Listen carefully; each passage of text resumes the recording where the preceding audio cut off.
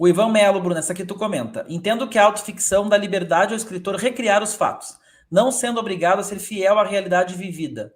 É isso, Bruna? Eu acho que sim.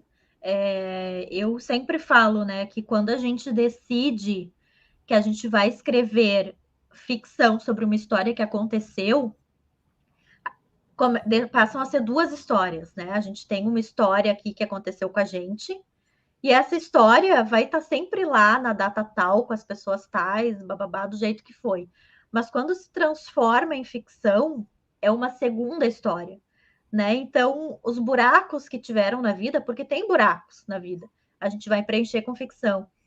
As coisas que não ficaram muito, ou que não tiveram final, ou que ficaram com pontas soltas na vida, a gente vai lá e fecha, né?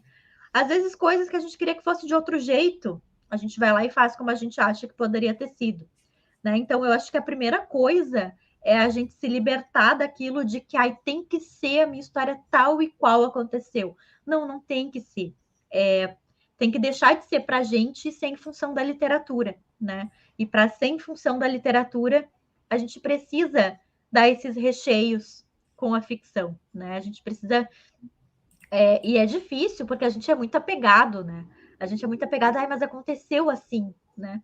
Não, mas quando vai virar texto, quando vai virar literatura, talvez seja mais interessante ser de outra forma. Talvez, literariamente falando, seja mais legal ir por aqui, né? Então, eu acho que a gente primeiro tentar se libertar, libertar entre aspas, porque é difícil, né? Mas libertar literariamente falando, né, do que foi real, para a gente poder botar a ficção em cima, né? E só se libertando do que foi real, só se desapegando do que foi real, é que a gente consegue fazer esse exercício de preencher, rechear com ficção. Né? Eu acho que é isso sim que diferencia a autobiografia da autoficção. A autobiografia teria um compromisso com a verdade que a autoficção não tem. Eu sempre brinco com o pessoal, por que motivo alguém escreveria uma história em formato de autoficção? Por que a pessoa não faz autobiografia? Um dos motivos é evitar um processo, né? Então a Ana Maria está perguntando aqui. Ela tem vontade de escrever um livro sobre paralisia cerebral. Vocês aconselham autoficção? Ana, eu acho que eu respondo, depois tu responde, Bruna. Depende, Ana. Eu acho que tem dois caminhos para escrever um livro sobre um tema como esse.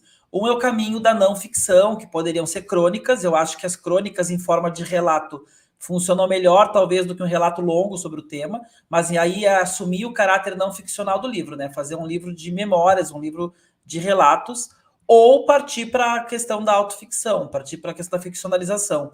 Eu acho que no caso da Bruna, por exemplo, fazer um relato seria muito complicado, né, Bruna? Porque tu estava lidando com pessoas que poderiam te processar.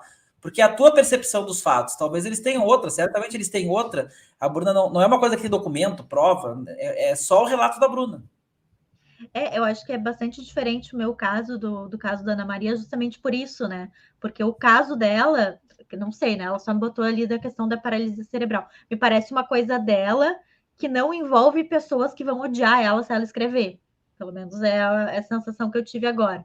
Agora, no meu caso, as pessoas não gostaram de eu estar escrevendo aquilo, né? Então, eu tinha que achar um caminho para me proteger. Então, eu acho que, Ana Maria, depende, né? Depende de qual vai ser o teu objetivo com isso.